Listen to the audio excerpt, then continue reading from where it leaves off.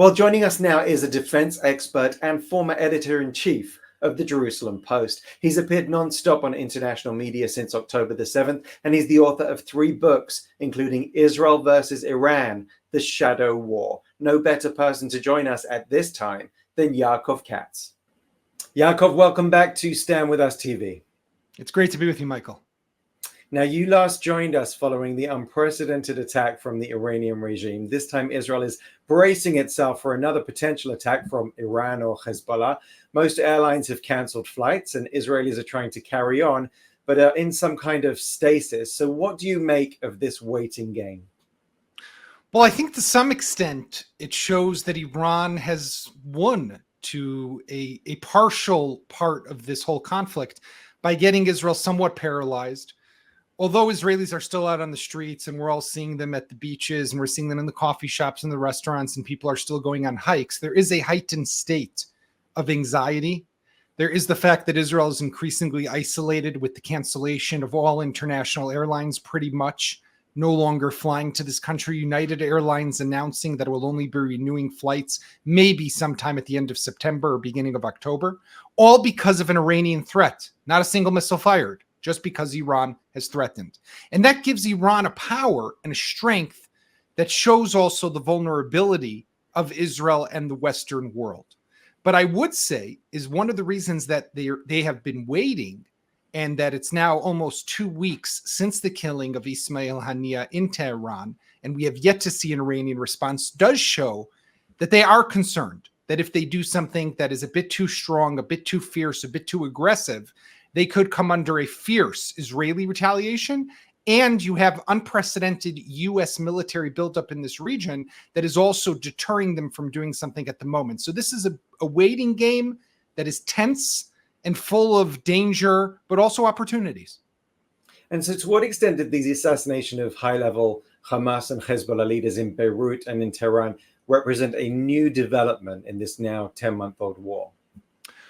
I think to some extent it's a further enforcement or reinforcement of what we saw after the April direct attack by Iran. Let's remember, Michael, that then it came after Israel blew up an IRGC building in Damascus, killing General Zahadi, who was the commander of IRGC forces in Lebanon and Syria. Iran, for the first time in a 45-year campaign under which it tried to eliminate the state of Israel, had never attacked Israel directly, did that for the first time with 350 drones, cruise missiles, and ballistic missiles. That was a new dimension of warfare.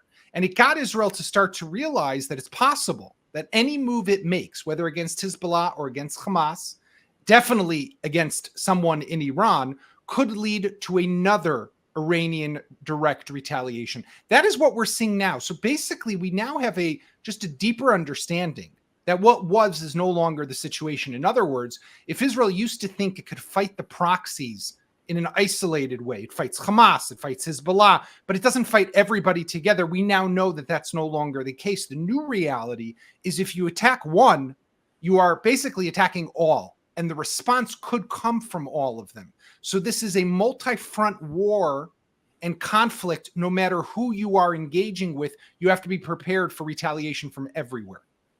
And of course, Iran behind them all. So what should the American and Western response be to a resurgent Iran? And what messages is the Ayatollah getting from Israel's allies? Well, I think for the time being, we have a thank you to give to the Biden administration and some gratitude with the fact that they have sent to the region really an unprecedented buildup of military forces, from aircraft carrier strike groups to destroyers to amphibious vessels, Marines, F-22 Raptors, that's the most advanced American stealth 5th generation fighter jet, as well as other fighter jet squadrons, lots of reconnaissance aircraft. They have really sent a big force here to try and deter the Iranians as well as Hezbollah from doing something in a big way. And they've sent messages to the Iranians, public and private, that they will not tolerate a significant and aggressive attack against Israel or against their own American forces that are deployed in places in the region, for example, in Syria, Iraq, Jordan, and other places. What I would have liked to see a bit more of, though, is a more direct threat or warning by the Biden administration, by the president himself, and by other world leaders to the Iranians, stop. This can't go on. By the way, we spoke just before, Michael, about the airlines, right, that have canceled. The German airlines, other European airlines, the American airlines. Why do they cancel? Right? Because they're afraid that if Ben Gurion Airport gets hit, maybe their airplanes will get hit, insurance costs. What about their staff spending the night? Maybe something will, God forbid, happen to them. Totally get it. But why are they surrendering to this terror? Instead of the other alternative is for the Americans, the Germans, the Italians, the French, right? Air France, all of them, British Airways, everybody to say to Iran, if you dare to attack Ben Gurion Airport, where our planes are landing and are parked, we will see that as a direct assault against us.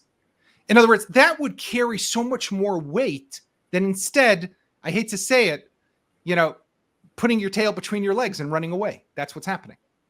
And it may happen for a long time to come. We just don't know. Of course, last time we spoke in April, that alliance of nations, including the US, Britain, France, Egypt, Qatar, Saudi Arabia, Bahrain, the UAE, they came together to help protect Israel against a direct drone and missile attack from Iran. So what do you foresee happening if Iran launches another attack?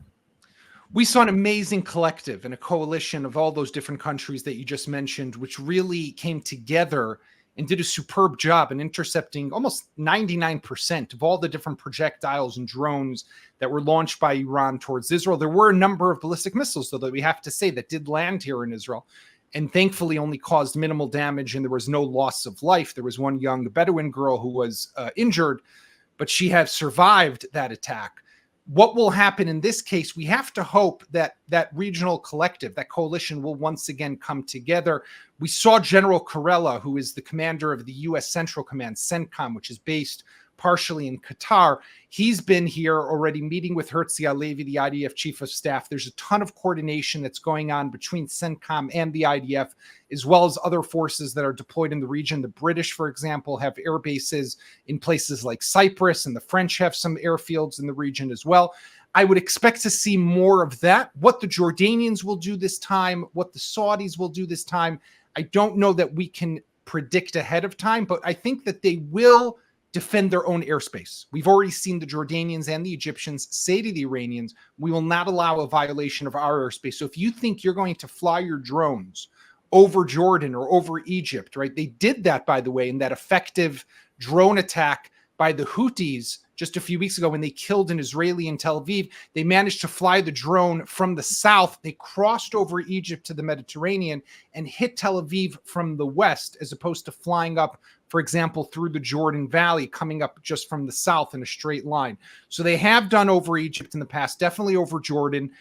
They have said they will protect their own airspace, not necessarily for us, right, to defend Israel, but for themselves. But of course, the benefit would also be for Israel.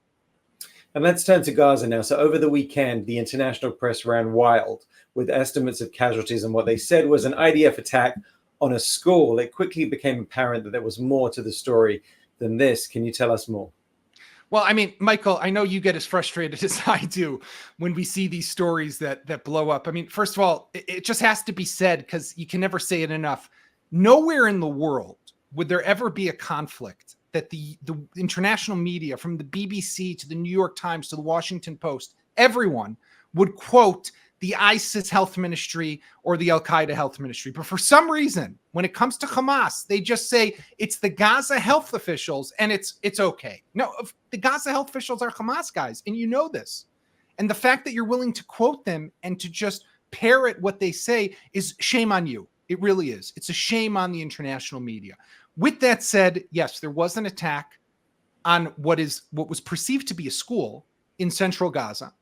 Now we know that a lot of displaced Palestinians who have been moved from their homes because of the IDF operations have taken up refuge in a lot of these UN compounds. There are several thousand people who are in this school compound. It's a very big school. Israel targeted with amazing precision in a 3-level structure, targeted with amazing precision just one section. The Palestinians, against these Gaza health officials, of course, Hamas, right away, by the way, without even hesitating, talk about 80 killed, 90 killed, 70 killed. And I don't want to make little or light of the loss of life. Of course, any civilian who's killed is always a tragedy of itself.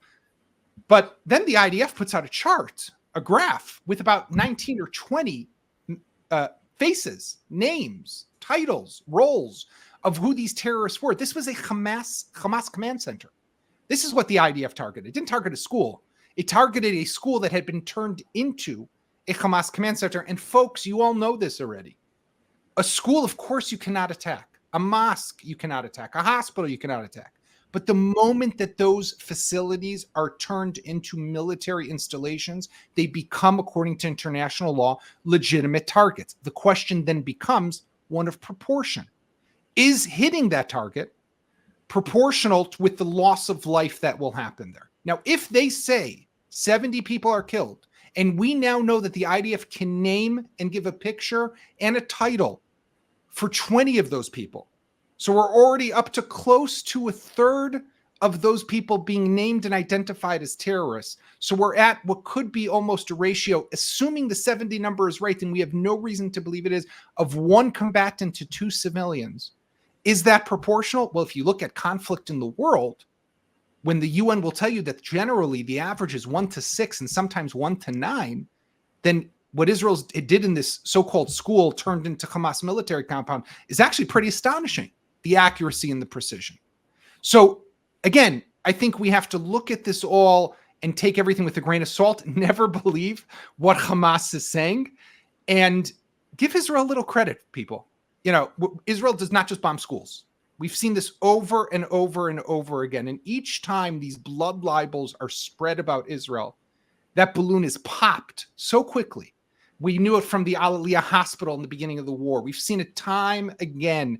They claim things that turn out not to be true. And still, Michael, it's just terrible to see how everybody in the world just believes it. Hook, line, sinker.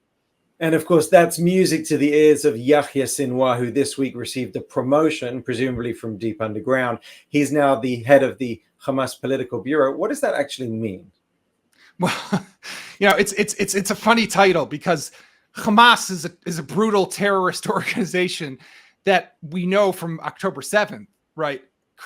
Has committed the greatest atrocities known to mankind, right? I mean, in beheading people, in rape and sexual assault, in murder of young children and Holocaust survivors, in the abduction of 250 Israelis.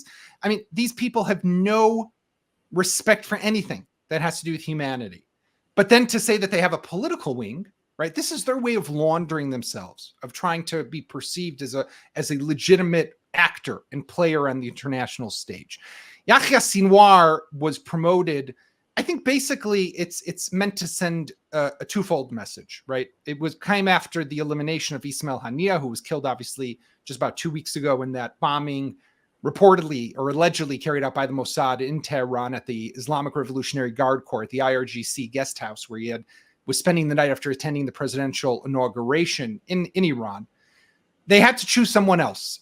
Basically, who is the face of Hamas to the world? Who's going to go around and raise money from the Qataris and the Iranians and other people? To put Sinwar in that role, on the other hand, does consolidate power because he effectively is the man making the decisions. He's the one who decides what will happen to the hostages. He's the one who will decide really at the end of the day if there's going to be a deal. But it's also to show the world, we don't care what you do. You see, we're gonna double down. We're gonna continue fighting. And that's the message they're sending by appointing Sinwar. Effectively, will it change much? Probably not. I don't think we're going to see Sinwar traveling around the world anytime soon. And if he does, I would hope that he would meet a similar fate to the one that Haniyeh met. Inshallah. We are 10 months on, and I want to bring up some statistics from the war on the screen. Of course, the event that preempted the war, the October the 7th massacres, is often dropped from the media narrative nowadays, but huge numbers of people who've lost their lives, who are injured, who fell in battle, and who are displaced. And so 10 months on, CNN ran with the story that Israeli gains against Hamas have not been as successful as the IDF has stated. What's your view? Look, it's an asymmetric conflict, right? We're not fighting against a conventional military that you could say, okay, I conquered this piece of land, I destroyed this squadron or this armored corps unit, and therefore I can count up exactly what I did and I can call it a day and a victory. This is a war, and it's a campaign against a terrorist group that will continue to fight until it's very less breath. And it's going to be virtually impossible to kill each and every Hamas member inside the Gaza Strip. Just today, we saw a video that the IDF put out, 2 Hamas guys popping out of a tunnel armed. An Israeli drone takes them out. I mean, this is something that's going to continue to happen, and Israel is going to have to continue to operate against Hamas for a sustained campaign that is going to last years. This is not something that's going to end anytime soon. With that said, the CNN report, I think, was wrong in the sense that Israel has done a very good job in degrading Hamas capabilities.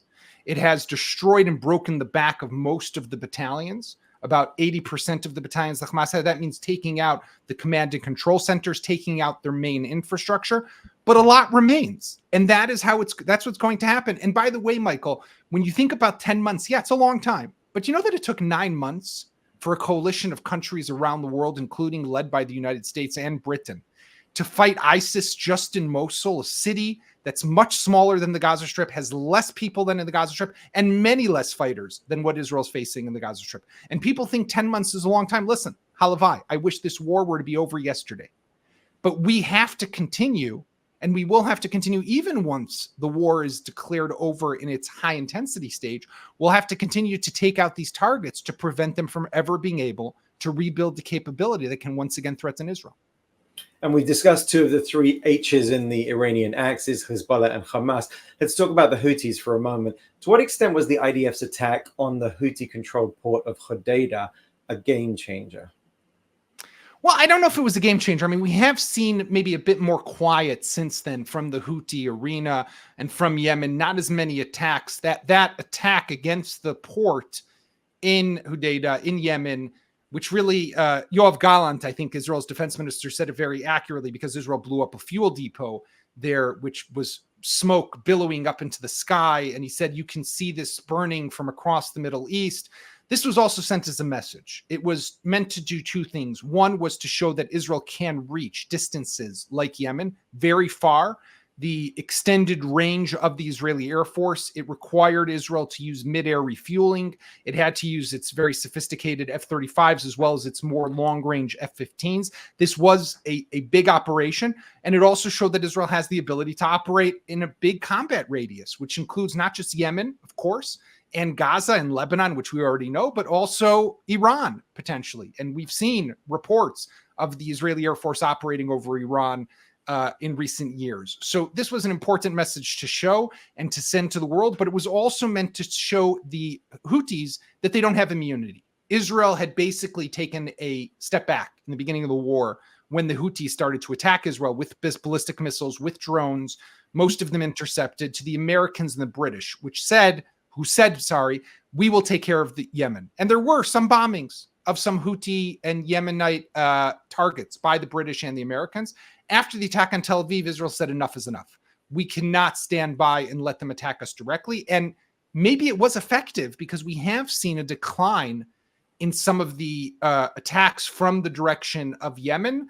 But I wouldn't say that this is over, right? Depending on what happens, if and when Iran does attack Israel in retaliation for the Hania killing, it will likely also include some role by the Houthis in Yemen. And so at this 10-month juncture, we've seen incredible heroism on behalf of our IDF. We've seen innovations in this war that we couldn't have imagined. And Israel likes to pride itself on being able to defend itself by itself. So in today's Middle East, given the situation we're in, can it do that? Well, I mean, this is a tough question, Michael. No question, because Israel today is facing a threat, the likes of which we did not necessarily believe was possible 10 months ago, right? This multi-front belt of fire almost that surrounds Israel. From Gaza, where Hamas, yes, has degraded capabilities, but it's still there, still has rockets, still has the ability to attack. Definitely Hezbollah with 150,000 rockets and missiles, and drones, which are proving to be very difficult for Israel to intercept. Of course, Iran with its ballistic missile capability, Iranian militias in Iraq and Syria, the Houthis in Yemen, obviously the West Bank, and just today we saw a terrorist attack in the Jordan Valley, right? We're fighting war today on multiple fronts. And this is something that I think is going to accompany us for a long time. Israel needs continued assistance. It needs the continued supply of weapons and spare parts from its friends and allies around the world, particularly the United States. But it needs all of that because it wants to be able, like you said so eloquently, it wants to be able to defend itself by itself. And that's always been the Israeli story. It's been one of, we don't want anyone to come here and defend us. We want the means to be able to defend ourselves. And I would hope that the world understands that. Sadly, we're seeing some parts of the world, right? Your former home in the UK right now, which is talking about a potential embargo and a stop to the delivery of weapons to Israel, although we don't get that much from the UK. And there's been reports also that maybe a new administration in the United States would consider something like this. I hope not. But we have to remember for the world that what starts here eventually gets there. And Israel is standing at the forefront of this battle against this crazy, radical Islamic form of terror that starts with Iran, but continues all over the Middle East. And it's imperative for not just for Israel, but for the entire world that we win and we have the continued means to be able to do that by ourselves.